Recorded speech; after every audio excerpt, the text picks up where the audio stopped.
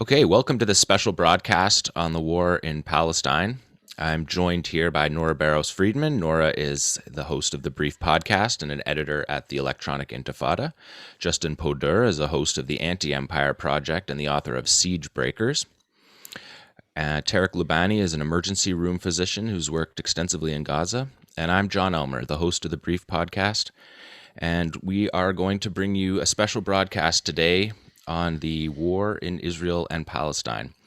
We are now in day 7 of the conflict. Maybe, Nora, why don't you give us a quick timeline of how we got to this point?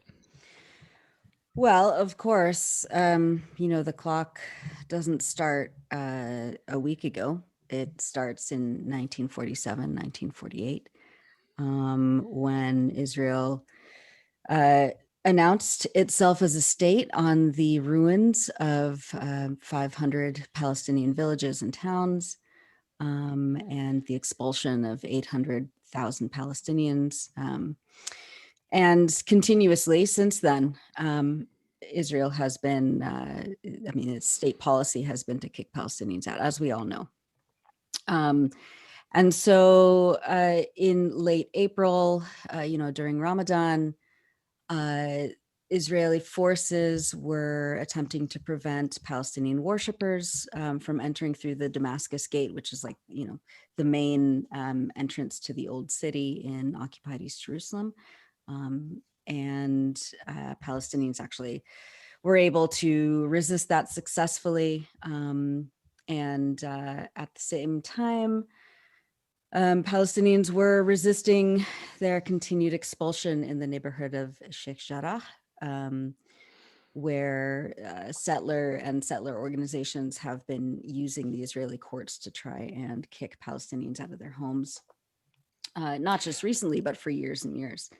And we saw that directly, right, Nora? Like we Yeah. saw the Israeli settler from New York standing Jacob in the the settler. backyard Yeah. of the person whose house he was stealing in the moment he was stealing it. Right. And he did this whole thing, which is very, like, as Stephen Saleta, the recovering academic and wonderful scholar and writer, said, is very familiar to Americans. Like he was just like, well, if I don't take it, someone else will. Don't blame me, sort of thing. This very, manifest destiny sort of settler ethos. Yeah, they said the Israeli government framed it as a real estate dispute. Right. Right. And so did the New York Times and the Washington Post and CNN. It's disputed. It's some sort of like. And then they use the word eviction. That's as if right. Palestinians are not paying their rent. They're behind on their rent payments, right, so they're getting evicted. That's right. By the court. Right. And so Sheikh Jarrah is on the route from the West Bank into pray at Al-Aqsa. Right.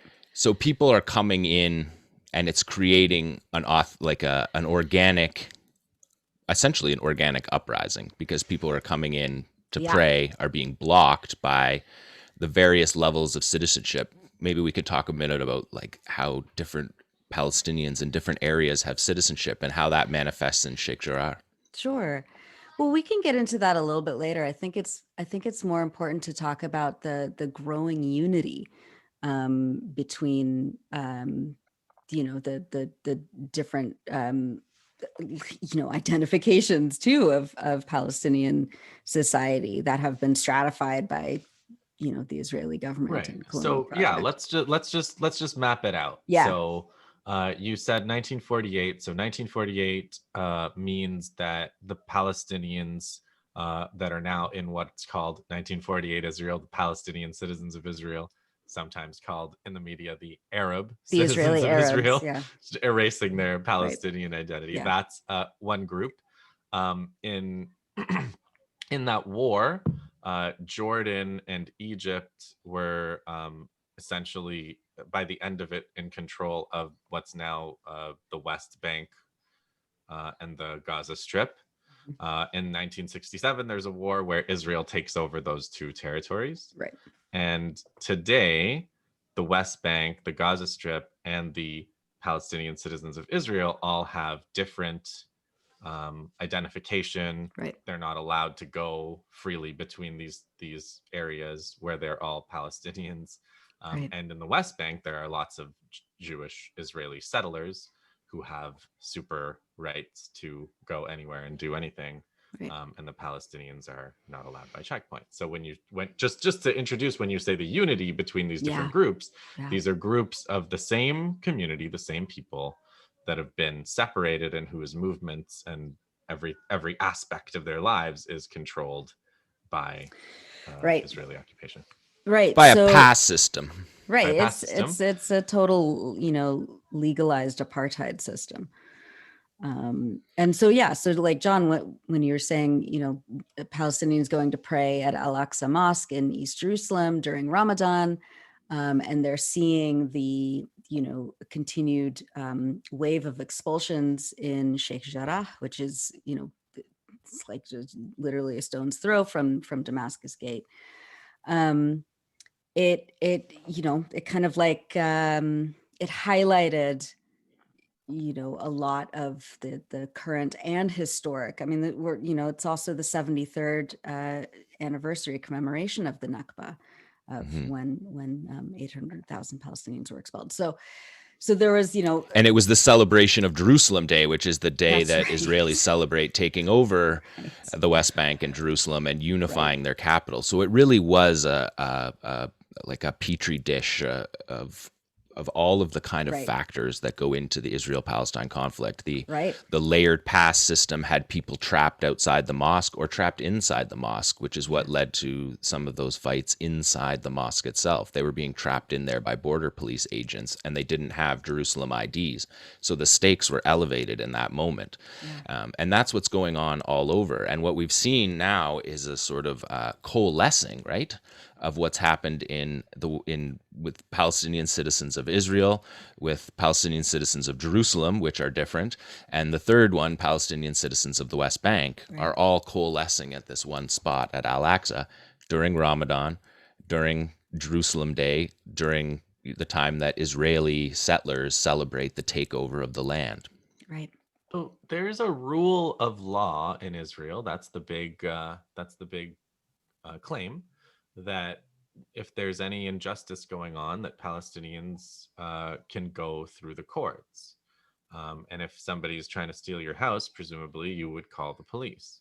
So in this case, in Jerusalem, I mean, it's always the case, but there seemed to be some intensification of the judiciary and the police just completely working for the settlers that wanted to throw people out. Or is that Israeli what it state looks policy. like to me? Or is that but then why did it, so then, like, I want to get to the point where it intensifies to the point where the people in Gaza feel like they can't just stand by and let this happen. So right. So again, like this try to get speaks to to the that point. unity of the Palestinians at no matter their geographical location right now. So when the settlers announced that they were going to be, and this is after like a month really of pogroms, of these like fascist, super extremist right-wing settler organizations rampaging through neighborhoods in East Jerusalem. Do you sense that they're also ramping up their activities? I believe so. Absolutely. That month? There's no consequences for them, so why not? Yeah.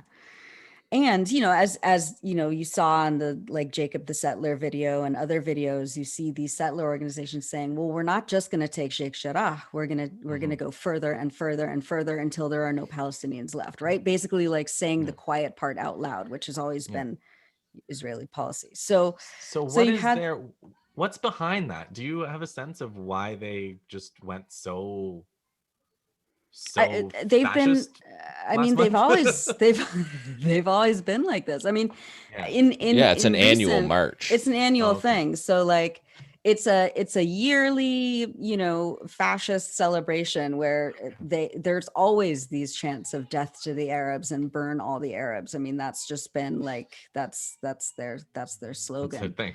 Right. That's their thing. And so it was so they had announced that they were going to be marching through Jerusalem, like after these series of pogroms. Palestinians fought back and resisted. I mean, there was like, kind of a street battle outside the old city. And then the settlers basically had to call off their march. And I think that was a huge humiliation, not just for the settler movement, but for the Israeli government. Like they can't control their They own just foot called it off because soldiers. they couldn't eject the Palestinians Right. that were holding on. Basically, I Oh, the mean, day they blocked it off, it was going to be a race war. yeah, it was going to be huge. And then so there was a celebration, obviously within the Palestinian community, not just in East Jerusalem, but all over Palestine. And then there was the confrontation at Al-Aqsa, where settlers were, trying to prevent people from praying during the last few days of Ramadan. And the Gaza resistance gave Israel a warning, hey, you have to let people pray at this holy site. We'll give you 2 hours. And if you don't let people pray, we're going to resist. And Israel did not take the warning. And so last Monday, the resistance factions in Gaza, in defense of Jerusalem, fired a couple of crude rockets, and then Israel unleashed its war machine on Gaza hours later. So the footage just before that is like people in the mosque with like fires being set by settlers, mobs of settlers just dancing, celebrating the fires being set, people inside getting shot by, I guess, tear gas canisters are being shot through the windows of the mosque. Yeah, I mean, Israeli, I don't know if they're border police or regular police or like secret forces. Like I couldn't see the labels on their suits, but like dozens of Israeli forces stormed inside Al-Aqsa Mosque and shot tear gas, into crowds of worshipers. I mean, It's similar to the way the 2000 Intifada started. When too, Sharon right? strolled up to the whole Dome of the Rock and instigated the second Intifada.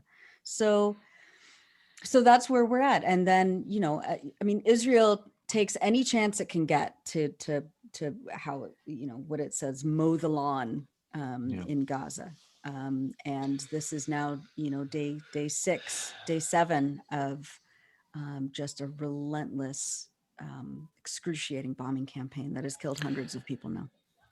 Now, maybe Tarek, you could give us a sense of, what 6 days, up to 6 days ago, what it was like in Gaza, and then just what it's like, what changes when this war happens like this and the entire strip is turned into an emergency. And we ask, I should say, because we know you've been there during bombings like this, and you work at the hospital there.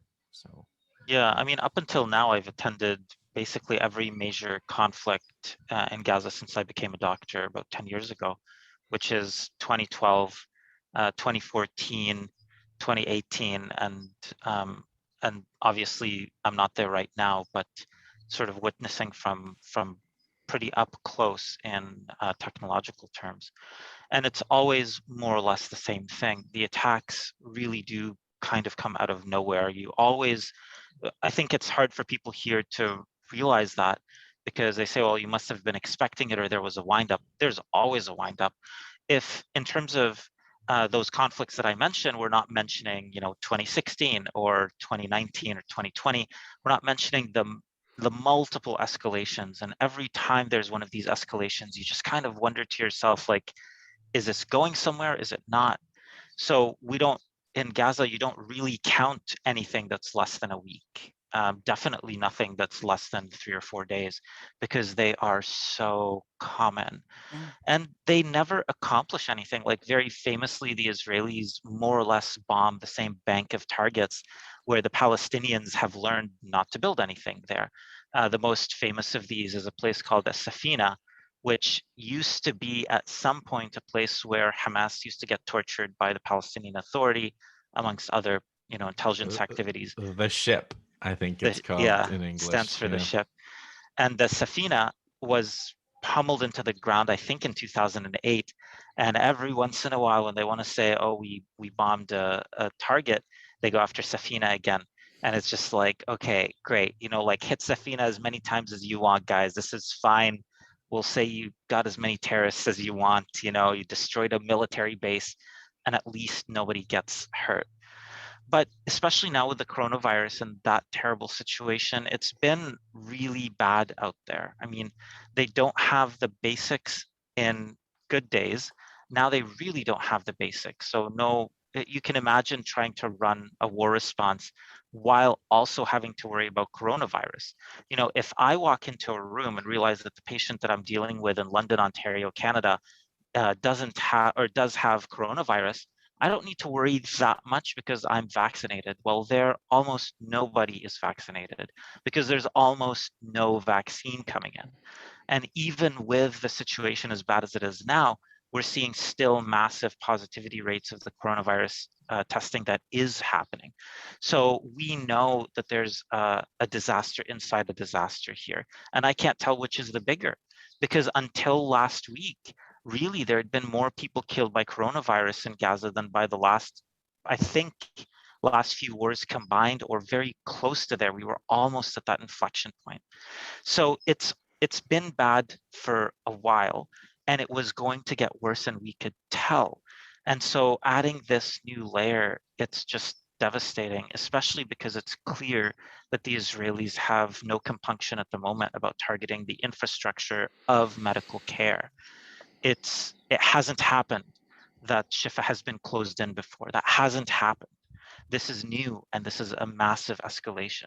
Yeah, so describe that, Tarek. They've bombed the roads in and out of Shifa, making it difficult, if not impossible, to get people in and out in vehicles. Shifa being you were gonna say it's the main hospital in Gaza City. The main hospital. So yeah, Shifa's probably the size of your average like Hudson's Bay in a mall. It's about that size complex wise. It's not the size of the mall. It's just the size of kind of like the main store in one of these big mall areas. And it has really 3 main entrances and 2 very minor entrances. They're all roads that lead into it. One that comes in from the east, one that comes in from the northeast, one that comes in from the southwest, and then sort of, if you can imagine that whole thing rotated a bit, 2 more that are behind it that are very, very minor. And so the roads that were bombed were basically the 3 major roads that are in. The minor roads, frankly, I didn't check. I expected that they went at the very beginning of the conflict. And that actually serves a couple of purposes, because yes, you almost always during these conflicts, the people are not coming in with ambulances. The people are coming in on regular cars from other citizens, because the reality is everybody kind of knows basic first aid. And everybody knows that if you need an ambulance to get in there, it's just going to take too long. So we actually don't have the problem we have in Canada, which is a patient will sit there dying on the street and people don't generally know what to do and they're waiting for ambulances. There, everyone just, they do their what's called scoop and run.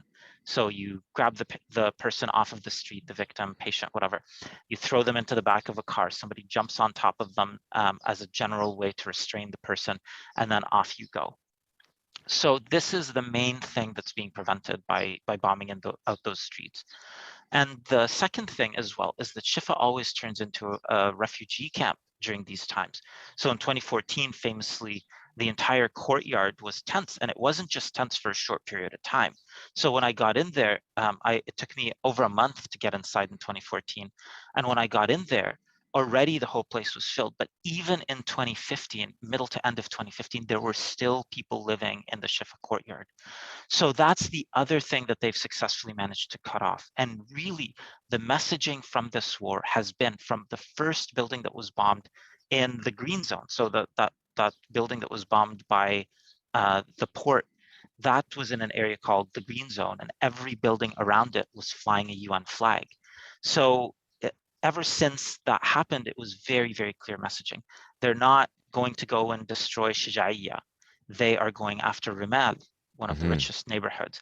They're going after the Mina, the port, one of the richest neighborhoods. They are going after the places that everybody thought were no-go, no-touch zones. Yeah. destroying the banks and destroying the civil infrastructure. I've never heard Office of a bank buildings. being targeted, frankly, right? Because Yeah. these banks fundamentally are part of an Israeli matrix of control, economically speaking. So that was these are targets that I've never seen before. They clearly represent a new strategy. Yeah, well, the media building, right? So in the 2014 war, if we remember, they were letting like bus tours of Israeli journalists drive around in Gaza. Previously, they'd blocked us all from getting in for years and years. This time, they seem to be doing the opposite. They've locked down Gaza. No journalists are getting in unless they were in already. And then a couple of days ago, they took down the offices of Al Jazeera, the broadcast stations of Al Jazeera, the Associated Press, Ramadan, a few more Gazan media outlets, and did it on live TV. Yeah. Yeah. 3 separate, I believe maybe even 4 buildings in separate airstrikes that have, very well-known media centers, not just for international media, but for local media and regional. I mean, the like headquarters of, or the Gaza City offices of Lebanese, Jordanian, Syrian media sources were all obliterated. The Mabna Jalat, the Jalat building, named after the street, that place also had about half of the internet backbone of Gaza going through it. So the other thing, Gaza's internet structure is so redundant that it's very hard to actually take out all of the internet with one strike. But having said that, what it did is it really turned down the speed for everybody involved. So that's the main reason why you kind of saw relatively high definition video before live, and then afterwards it all shifted to very choppy, very low speed, very low quality. And I think that may represent sort of putting out an eye media-wise, because the other thing as well, of course, is that that's where the high-speed satellite links for video exist for all these places. Yeah, that's where they recorded all their live hits. It's where they got the area that they could see over the whole Gaza Strip. And so it's an interesting change. They're now obviously punitively targeting in Gaza, and they're targeting the they're not targeting the border areas like they did in 2014. And I wonder how significant the tunnel operations were, that Israel doesn't want to fight that war on the perimeters, and it's just taken it to the downtown areas. Because as we know, the underneath Gaza is what the Israelis call a metro, or a subway system of tunnels that have basically, I would argue, made it impossible for an Israeli ground attack. I may be proven wrong in the days ahead, but it doesn't appear that a ground attack is something that the Israelis see as a realistic option after 2014, when their invasion was stopped within the first day, within the first mile of their progress. And this air war with the different targets appears to be a way of avoiding that historical conflict.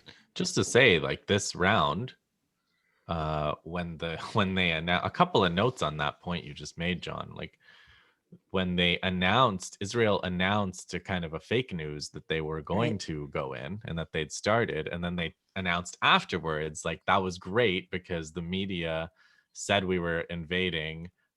The resistance got ready and got into position, and then we were able to bomb them, which was great. Thank you for that. And the media were like, "Oh, cool! Glad we could play that role in your war."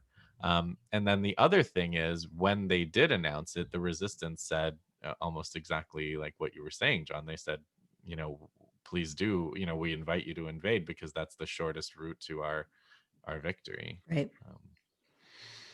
So the ground invasion, just to sort of, I want to inject one strain of thinking here, which is that very often I see people talk strategically about what a ground invasion means.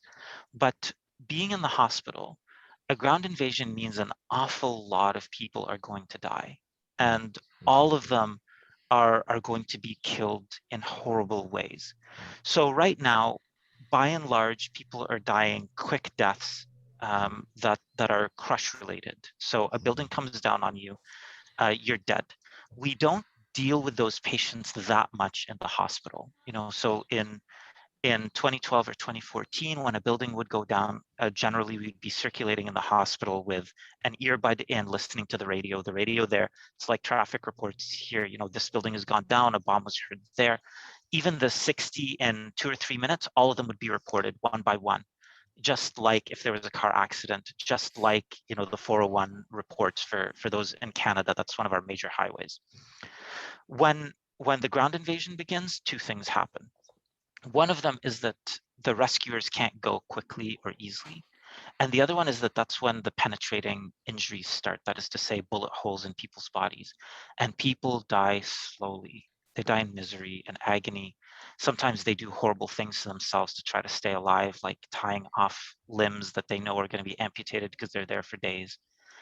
And in the hospitals, like, yes, they're overwhelmed now, but it's really going to be unimaginable, because every one of those patients, by and large, that makes it to the hospital is survivable if you had enough resources, if you had enough tools, if you had enough anything. And because the paramedics will not bring you somebody who they think is going to die. It's a waste of the ambulance ride. It's a waste of the diesel. They just won't do it. So I think one of the things that I would say, and I know that all of us talk about and think about this stuff in strategic terms. Yes, the Israelis will be dealt a severe strategic blow, but oh my fucking God, it's going to be awful for the Palestinians. Well, yeah. And it's not like a ground invasion's not like a Napoleonic battle where the Palestinians line up and the Israelis line up. Like the way the Israelis fight, like when I was researching Siegebreakers, there's this report called "This is How We Fought in Gaza" by a group of Israeli, I guess, former soldiers, whatever dissidents call it, breaking the silence, Breaking I the think the Silence, organization's called. Yeah. And they don't walk in, like they hang back, they artillery shell Yeah, they shell. until to the point of complete saturation, then they advance 6 inches, then they shell and shell and shell, then they bring the bulldozers and bulldoze everything, then they shell and shell. I mean, so it's not like it's not like it's very hard to get the Israeli army into a battle from the point of view of the resistance. And when they are able to do that, of course they have a good chance of winning, which is why the Israelis make sure they avoid that scenario. Yeah, the Israelis caused horrific carnage in 2014 on the lead of their ground invasion by just saturating with artillery shells that are smaller and do a lot more of the damage that Tarek was talking about, rather than collapsing houses, just exploding inside them and collapsing them on top. It's a really nasty process, but the Israelis are big on this concept of deterrence, right? It's what animates all through their media, all through their messaging, this concept of deterrence, which is quite clearly gone from the people of Gaza. There is no Israeli deterrence that is effective at this point in the game. Well, yeah, and I wanted to oh, sorry, Nora. No, go ahead. I wanted to talk to you about this, Jon, because over the decades, we can talk about decades for all of us now. Jon, you and me have especially had like a debate where I'm like, I was always very attuned to the kind of thing Tarek was just talking about, like the humanitarian, and you were too, obviously. But I was always like, well, this is just, this is all kind of controlled by Israel. It's kind of like carnage that they're just inflicting. It's sadistic. And you would try to present to me like the idea that no, the resistance is actually developing capacity in spite of all this over time. So each conflict, the resistance also has some initiative, and they're able to do things that the Israelis are not able to control or stop. And so I guess that's what I wanted to ask you about, because that's one aspect of this that you watch, I think, more closely than I do, and how you see that developing this time. you know. Yeah, well, it's true. The development of essentially the history of Gaza is that it began to be walled off in the late 1980s when the peace process happened. So they've had their own autonomous, and then the Israelis left in whatever that was, 2005. 2005, yeah. And the Israelis left there and essentially gave the Palestinians a ghetto. They gave them a ghetto, but they gave them a ghetto that they controlled inside fully, which is not something that Palestinians had in any other place once the settler project had started. And they were able to build a indigenous production industry for building weapons materiel. To not be dependent on the outside, to not be dependent on smuggling tunnels, which were it was possible to close, to seal, to attack. They've developed their own army. Like at the 2014 war, the big thing the Israelis were saying was like, for so many decades they were fighting terror, terror, terror, and the Israelis in 2014 were very upfront in saying, we're fighting an army. And the Palestinians themselves have created an army. They've created an army structure on the ground, a joint operations room. And they've developed capacity to make the war come to Israel, which for decades it never did. Israelis were always safe from everything that happened. And no matter, it didn't impact there's not more massacres now in Palestine because they have rockets than there were before. The massacres are consistent. What Palestinians have developed is a standoff capacity for firing rockets from an area where you're entrapped and can't leave. It's a very logical development and one that has had very significant impacts on Israel. In 2014, the rocket war kept Israelis in bomb shelters for more than 50 days. It was in the summer, it closed their airports. Most international airlines had to come out and make a statement saying that it was not safe to fly to Israel. And then to combat that after 2014, because Israel lost a summer of tourism in 2014 because their airport was shut down, they decided to open another airport, an international airport in Eilat in the south, so that when rocket fire was coming, they wouldn't lose their Jewish pilgrimages and summer vacation tourism industry.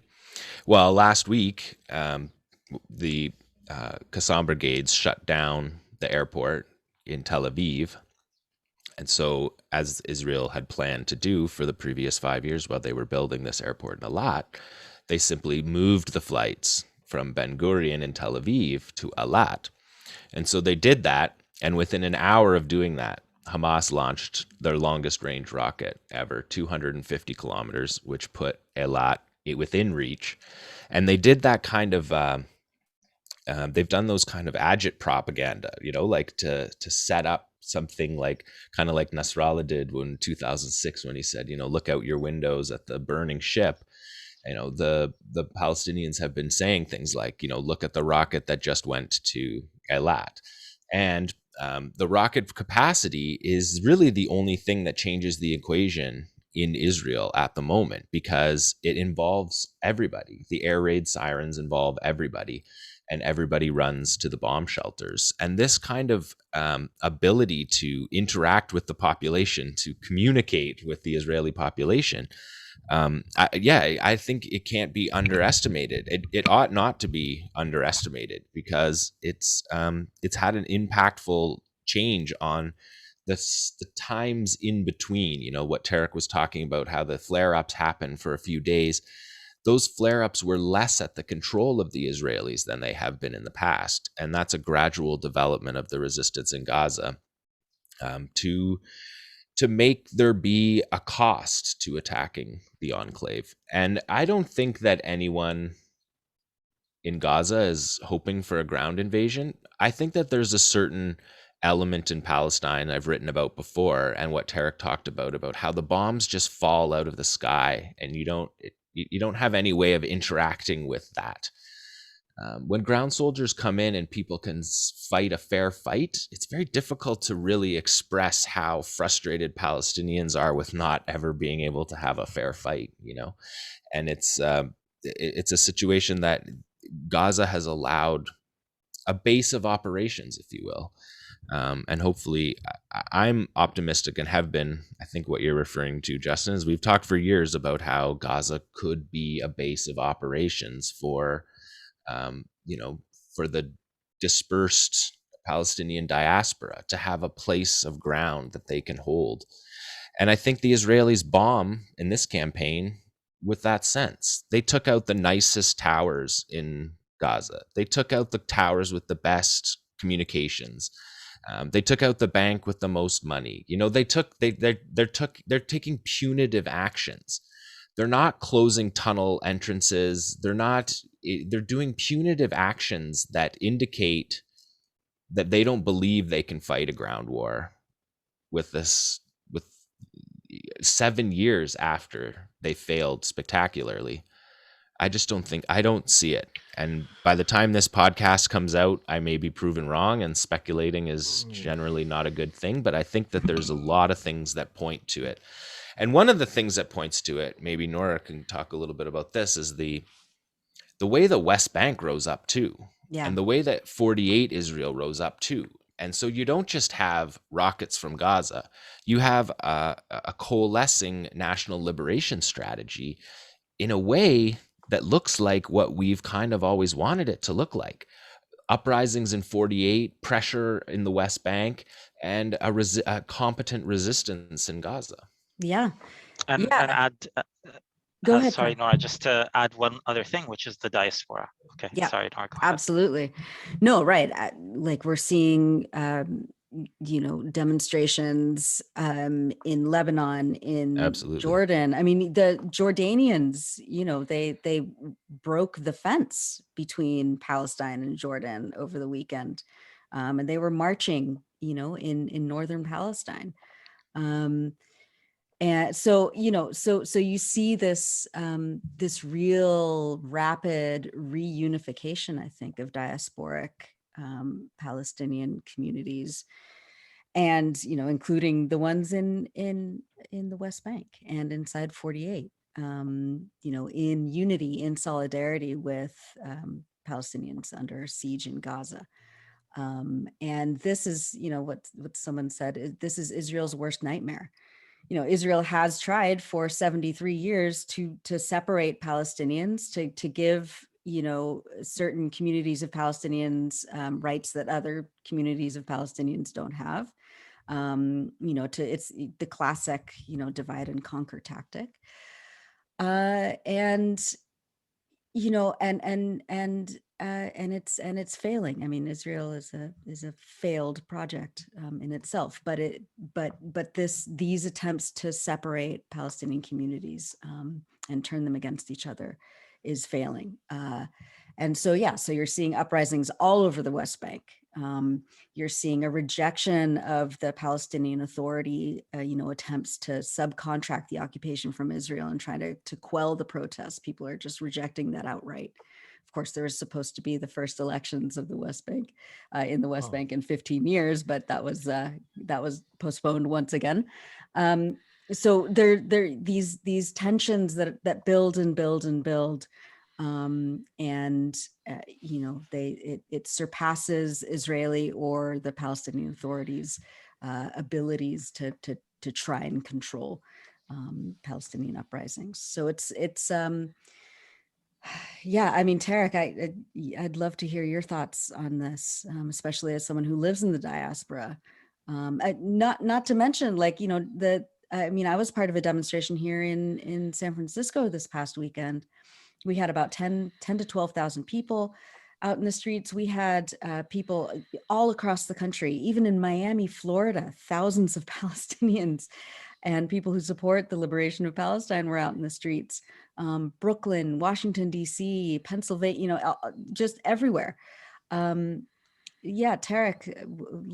what are your thoughts as you see, this unification kind of reemerging?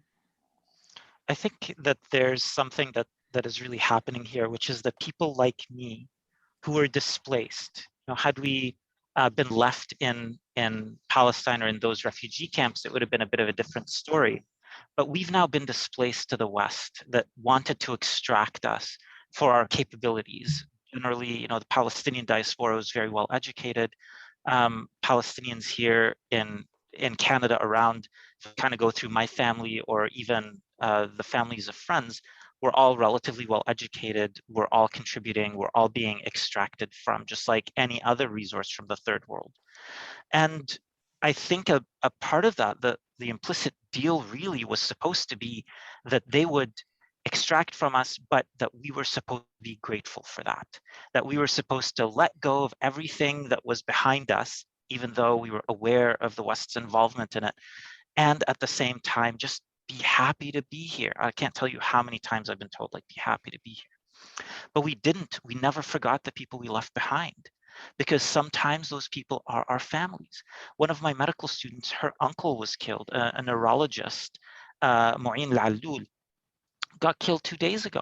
What's that woman supposed to think? That part of the deal can never exist so long as she has wounds so raw. He was, her favorite uncle that she saw every summer while she was there. So it's really devastating to sort of go through this and to see what's happening. And at the same time, we've gotten educated, we've gotten rich, and we've gotten sophisticated. And so from the ability to speak to the media, it's not like in the early 90s where it was, hey, Abu Abdullah, can you speak 3 words of English? Go on to BBC. We're there fighting with the BBC. They need us, and we're saying no. We're there asserting ourselves on CNN. We're telling them on NBC that we don't accept what they're saying. And that claiming of a voice, I think, is one of the biggest things that the diaspora has been doing recently. That claiming of the narrative as well. And we weren't sophisticated enough to do that before. Not necessarily. My parents, for example, are very sophisticated in terms of their ability to analyze the situation in Arabic and to speak eloquently in Arabic, but they don't have that ability in English. When they speak in English, general sort of white supremacy suppresses their voice. You speak with an accent, you make grammar mistakes, you're not acceptable. Well, how about me? I Yeah, speak we like have you Mohammed do. El-Kurd, yeah, Yeah, in Jerusalem. yeah. We speak Phenomenal. like you do. We understand your language, we understand your culture. And it's not that we are hidden or sleeper agents. No. It's that we care about human rights, because the other really interesting thing about being diasporic is you do not care about Palestine. I've never been there. I mean, aside from work, I don't got anybody there.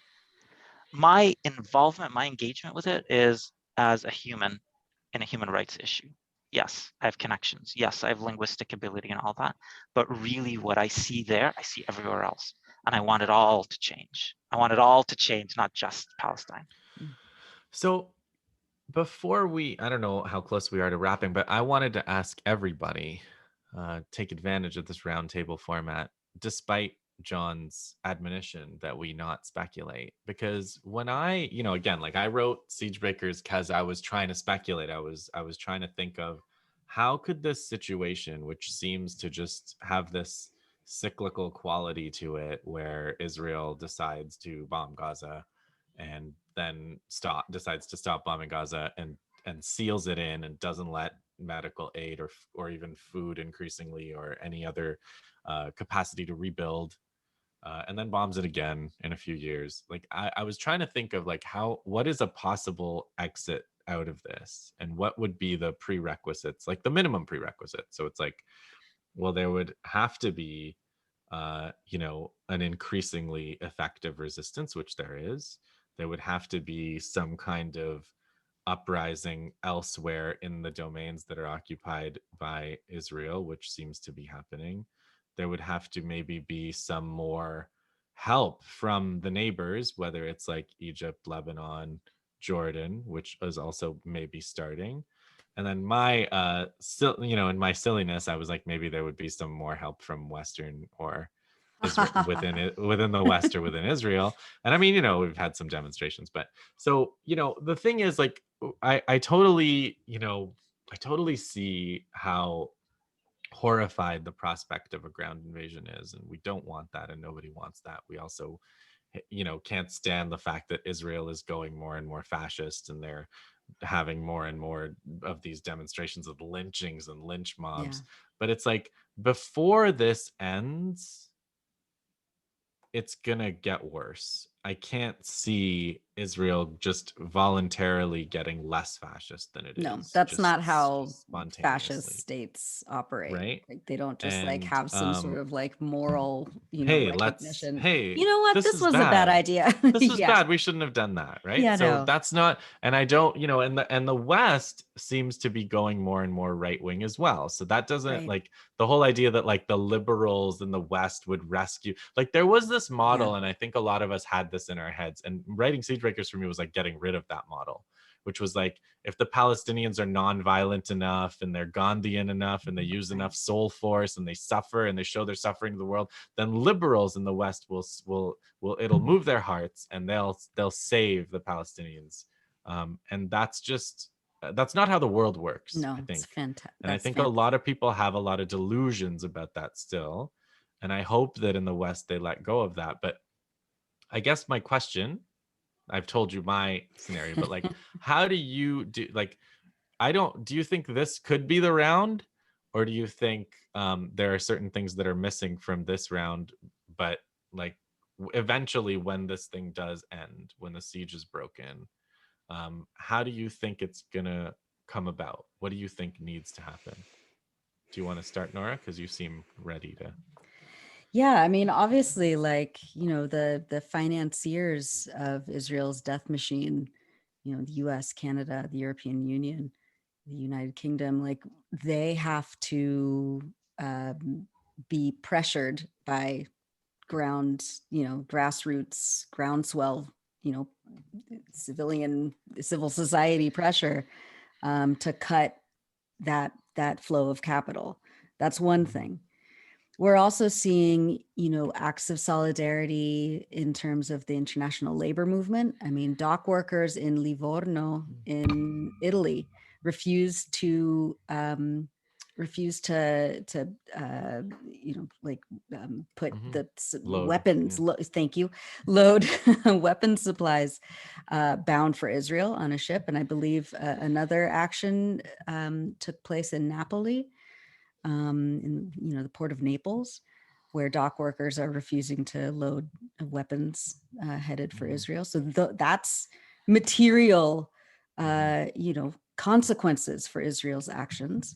That's a material way that people, invested in humanity and not militarism and colonialism can actually help. And here in the Bay Area, in 2014, activists were working with the dock workers and the International Longshore Workers Union here were able to block Zim, which is Israel's main shipping company, from ever docking in the San Francisco Bay. And then actually those actions spread across the West Coast, so that actually Zim could not land, they could not dock in any of the West Coast ports since 2014. Zim is trying to dock once again in the next few weeks, I believe, here in San Francisco. And so there are like, these massive mobilizations that are going to happen. Again, working with the International Longshore Workers Union to try and stop those ships from docking.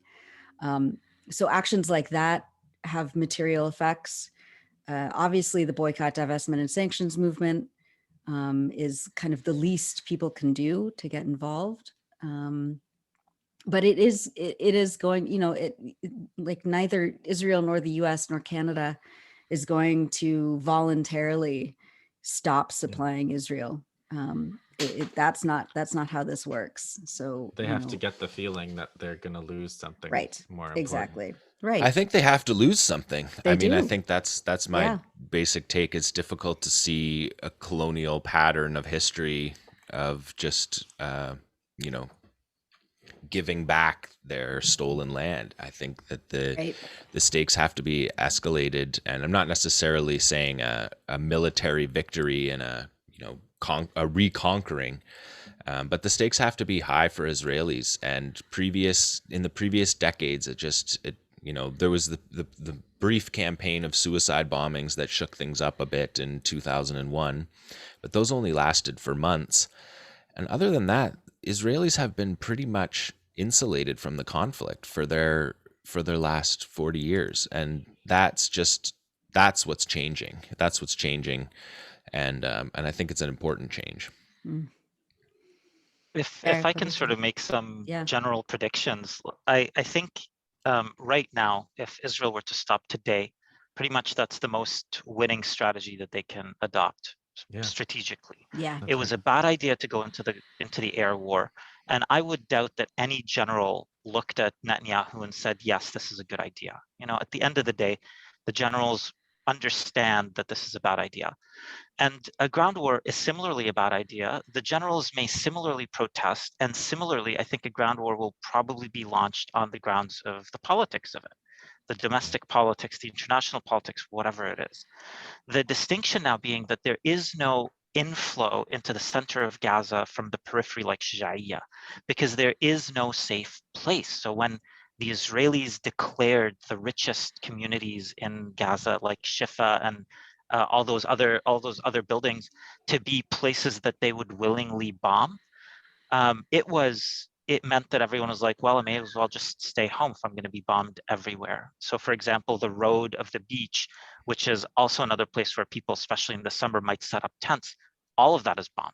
That whole road is also, according to my friends, like basically destroyed.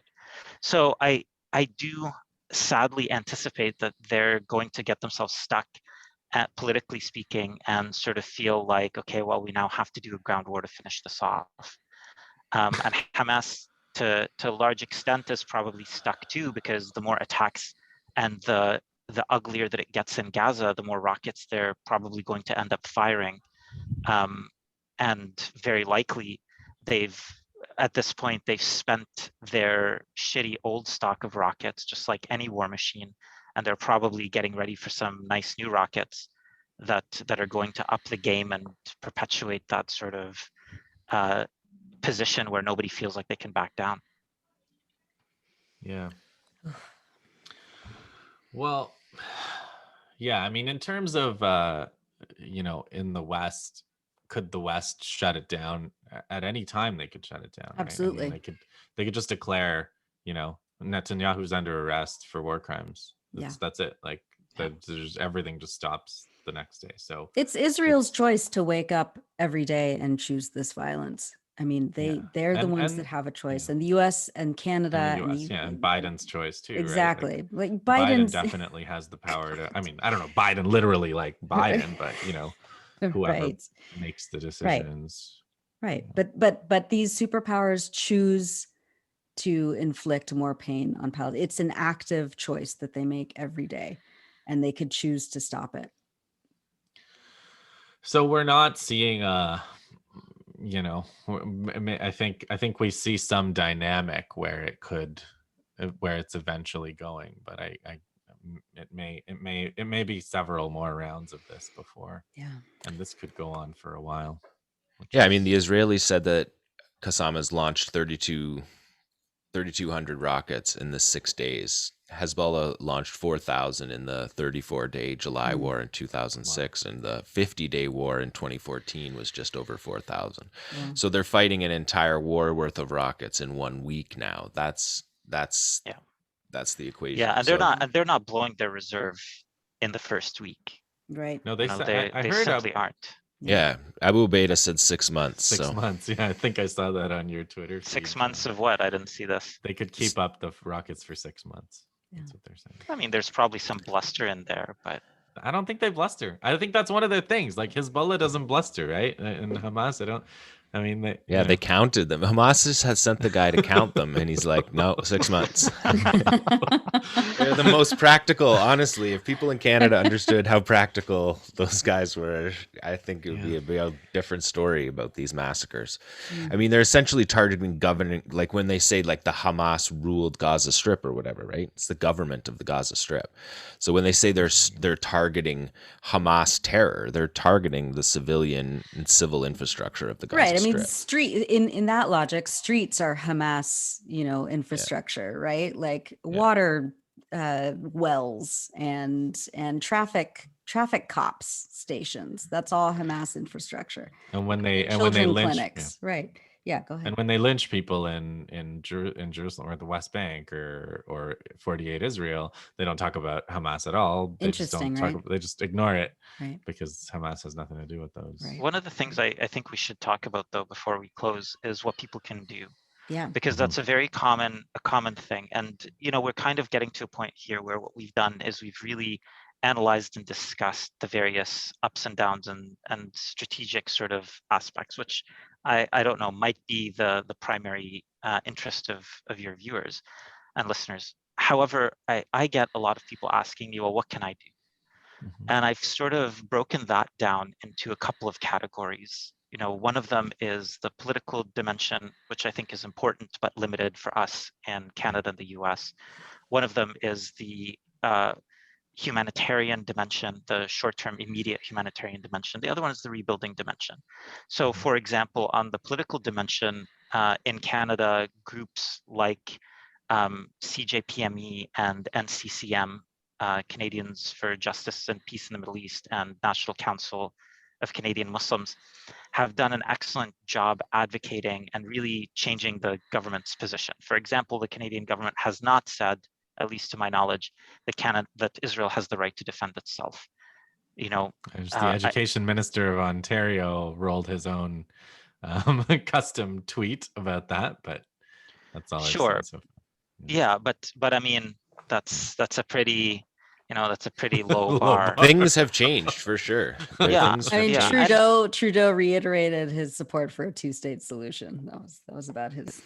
Yeah, there's a lot of work to be done. Yeah. But having said that, I think there is some political work to be done. People should take heart in the petitions and in the letter writing and all of that stuff. It does make a difference. And I think I can possibly see John die a little bit when I talk about that, but I'll stand by it for now. Petitions. No, we have to have layers. We have to have layers, guys. We have to have layers to the It's a struggle. multifaceted struggle. That's what it's one of the layers. All right, that's progress, John. I'm very pleased. The next bit is the immediate humanitarian ask. Right, they need shit right now, and right now nothing is going in, nothing is coming out, obviously, and so a lot of it has to do with local domestic production. We haven't talked at all about GLIA, one of the organizations that I work with, but we're part of an indigenous community that's making medical supplies. For example, gauze ran out in 2014. Gauze, by the way, the word gauze comes from Gaza.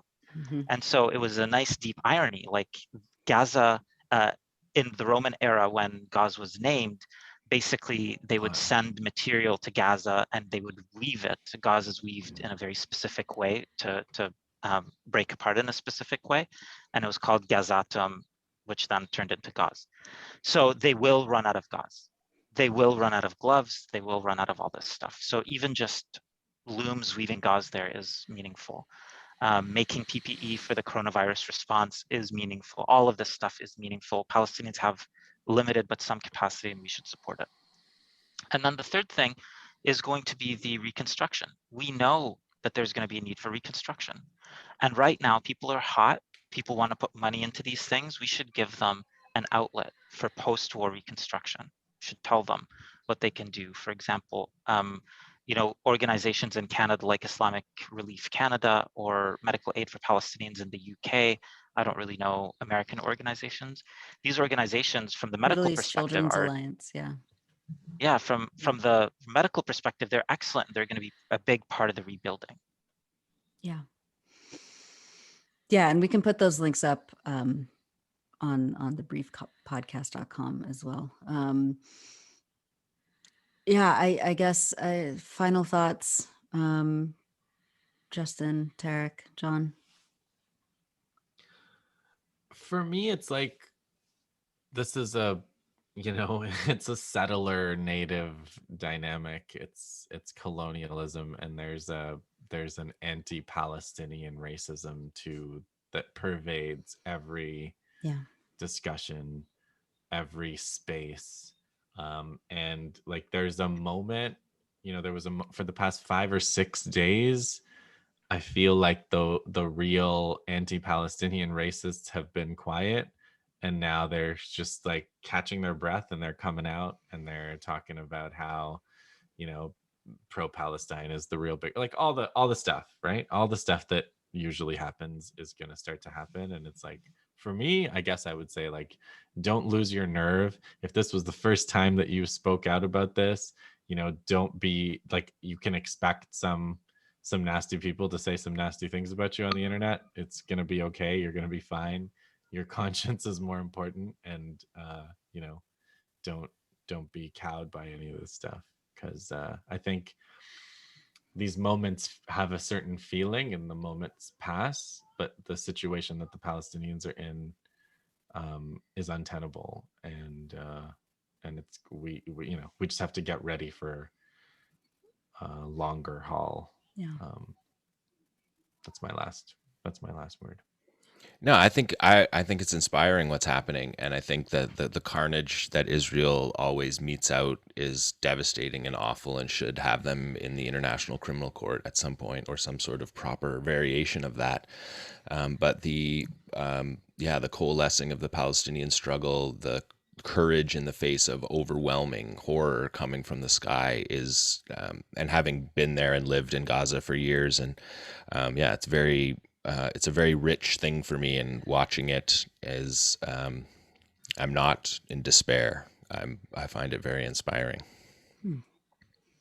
And Right. for me, really, what I would say is that we have gone through this before, and every time we make changes and improvements to how we deal with situations like this. So I'm keeping notes of what I wish I would have done 5 years ago, and I'm going to try to make sure that I do that, because I don't honestly think this is the last time we see something like this. I don't think it's time yet. And if it is, well, great, I'll throw the notebook in the trash. Doesn't That's bother me. right. And the other thing that I've been thinking a lot about is that we as a solidarity movement have a very good opening gambit, but we have no mid game. We definitely have no end game. And so right now, I think what we're all trying to do is develop the mid game. That's one of the places where we're weak. And Justin alluded to that when, you know, he said, like, look, these guys have been quiet for a few days and now they're getting ramped up. Well, get ready for the editorials. Get ready for, you know, the editorial boards of newspapers coming out and obfuscating the issues unbelievably. They're not going to come out and say Palestinians should die, but they're going to imply it.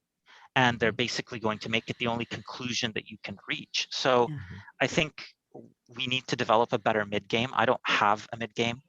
And so I mean that for myself as much as I mean that for anybody else. And none of us are even thinking of an end game. So I think we really need to develop that as well, strategically speaking. Okay. On that note, I'll sign off. Nora, Electronic Intifada editor and host of the Brief podcast. Justin Podur, author of Siegebreakers, a Gaza resistance novel, which I highly recommend people check out for an alternative version for how these could go. Dr. Tarek Loubani is an emergency room physician in London and Shifa Hospital in Gaza. And I'm Jon Elmer with The Brief. Thanks a lot for joining us.